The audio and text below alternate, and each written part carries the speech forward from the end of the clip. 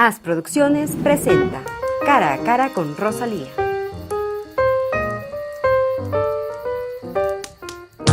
Bienvenidos, queridos amigos, a este programa.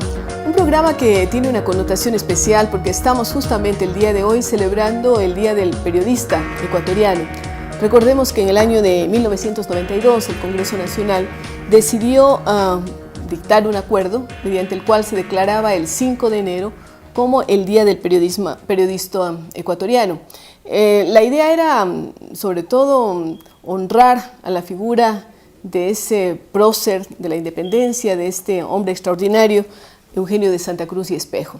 Y precisamente para hablar sobre esta temática, como estudioso de la historia ecuatoriana, de la lengua ecuatoriana, hemos invitado al doctor Carlos Paladines. Él es escritor, historiador, filósofo. Actualmente sigue dedicado a la investigación. Y queremos darle la más cordial bienvenida, Carlos, a este programa y empezar un poco a desentrañar esa figura de Espejo y su vinculación con el periodismo. ¿Por qué aparece Espejo como el símbolo del periodista ecuatoriano? Bienvenido y gracias por estar con nosotros. Gracias, Rosalía, por la invitación. Gracias a los televidentes. Voy a tratar desde el inicio de enmarcar esta fecha emblemática del 5 de enero de 1792 en un marco, en un contexto de lo que podría llamar 100 días que transformaron a la audiencia de Quito. Es raro, ¿no? Son 100 pequeños días en toda la historia del siglo, ¿no?, que marcaron una diferencia impresionante, porque hay tres hechos aquí. El primero es el 30 de noviembre, 1791, muy cercano ya al 92, el 30 de noviembre se constituye la Sociedad de Amigos del País, cuyo medio de expresión va a ser el periódico, que se inaugura el 5 de enero de 1792, diríamos un mes y días después. Y el 17 de marzo de 1792, 2 meses después, por eso digo, son 100 días emblemáticos en la historia del país, más o menos en el mismo lugar, al lado del palacio, en ese entonces, de la Audiencia de Quito, lo que hoy es el Museo de la Ciudad. En marzo de 1792 lo nombran bibliotecario. Es decir, tenemos tres hechos que confluyen. El uno sería la Sociedad de Amigos del País, un mes después, Primicia de la Cultura, y mes y medio después, la biblioteca. Estos tres hechos emblemáticos van a causar una ruptura impresionante en la historia de ese lugar. Cualquiera diría que el tema de bibliotecario no tendría mucho que ver con los otros acontecimientos.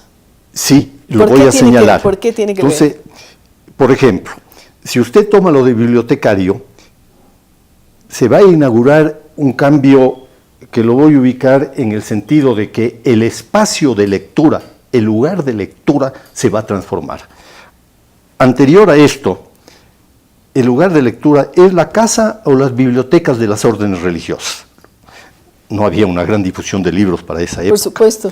Por primera vez vamos a pasar a la biblioteca pública, de la biblioteca privada, a la cual tienen acceso pocos, a una biblioteca pública.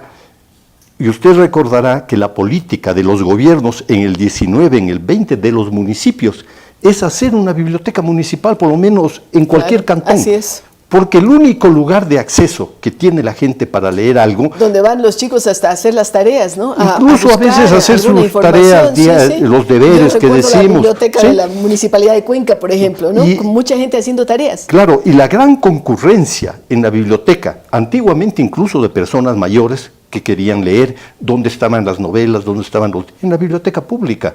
Es muy difícil tener buenas bibliotecas privadas. Claro, solamente siempre muy lo ha pocas habido, personas, pero claro, muy pocas personas. Privilegiadas. Entonces, este paso de lo que llamo biblioteca privada a biblioteca pública marcó en el Ecuador la política de los libros durante 200 años. Creo yo que solo actualmente se está dando otro cambio del espacio de lectura. Cuando tenemos los porque ahora usted lo puede tener en su así casa, ¿no es cierto? Sí. La biblioteca más grande del mundo. Entrar a los museos, a las bibliotecas, así puede es. entrar a cualquier parte del mundo. Hoy en día, por eso es que ha bajado tanto el servicio directo al cliente en las bibliotecas públicas. Van poquísimos los chicos. Yo he tenido la experiencia en la Universidad Católica, en la biblioteca de la Universidad Católica, está muy bien adecuada, hermosa, varios pisos, ver a los chicos que no están con los libros. Están que con están las en la computadora. Están claro. trabajando ellos allí, hay espacios. Es una nueva dinámica, pero cuando hablamos y estamos en el entorno en el que vive Espejo, eso es una transformación, la que usted marca. La segunda transformación que veo yo de gran trascendencia es que se va a generar, siguiendo el mismo símil, otro espacio para la política.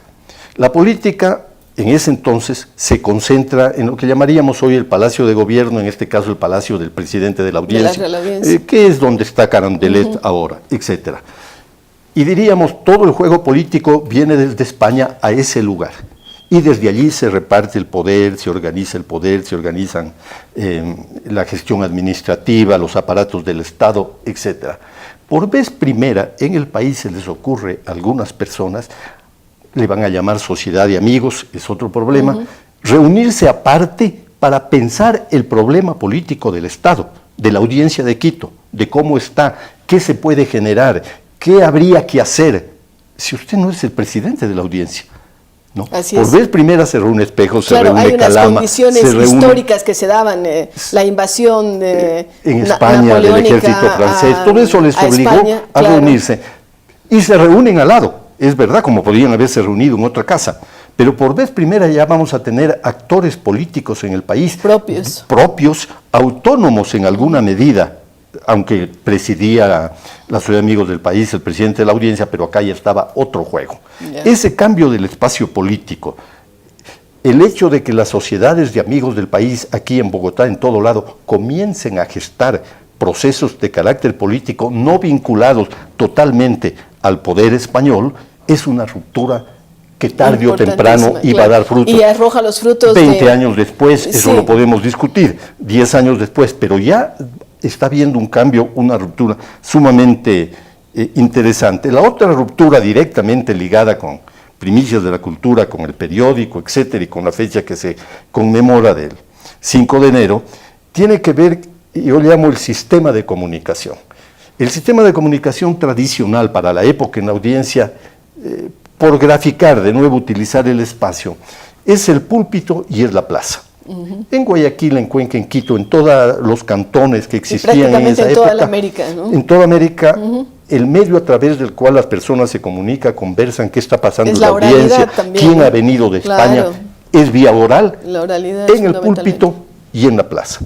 Por vez primera van a tener un sistema de comunicación que llamemos indirecto, es más revolucionario, abstracto, totalmente, para la época un cambio total, radical. Sin estar yo en Guayaquil o estar en Pasto, diría Espejo, sin estar en Cuenca, vamos a mandar nuestro mensaje vía este pequeño periódico. Vamos a hablar con la gente, no en la forma natural, espontánea en que nos comunicamos los humanos, sino a través de este medio.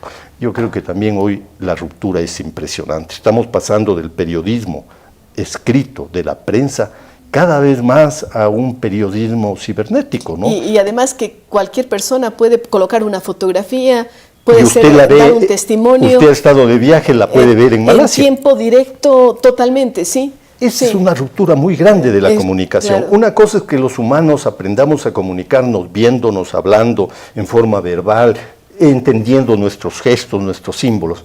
Y otra cosa es que yo entienda a las personas leyendo un papel que a veces no sé ni quién lo ha escrito. Es mucho más abstracto, obliga a una dificultad intelectual muy grande. Entonces, estos tres cambios... Esto marca estos 100 días, días una radical diferencia. Una diferencia abismal. Ahora, el rol de Espejo. Tratando de analizar el cambio del sistema de comunicación, ¿qué implica? ¿No? ¿Qué presupuestos trae? ¿No? Por ejemplo, de la comunicación directa natural pasamos, como lo decía, a otro nuevo tipo de comunicación. Diferente, sí. De un público restringido, selecto, que manejaba, por decir, las bibliotecas, la comunicación directa, vamos a pasar a un público mucho más extenso que puede cubrir toda la audiencia. Estamos pasando a una comunicación, si cabe el término, a un proceso de democratización muy fuerte de la comunicación, que lo vamos a vivir a lo largo del 19 y el 20. Espejo va a insistir mucho en que esa comunicación, incluso escrita, sea sencilla, no sea sofisticada, sea directa. Asequible ¿no? para un público lo pueda amplio. comprender cualquier público. Diríamos un público que sabía, que podía leer, por supuesto, ¿no? Que no era una gran mayoría. Que en esa además época. los sermones, los discursos de las autoridades, la enseñanza en la universidad en esa época, según Espejo, es tildada de ser estrambótica, de utilizar adjetivos exagerados.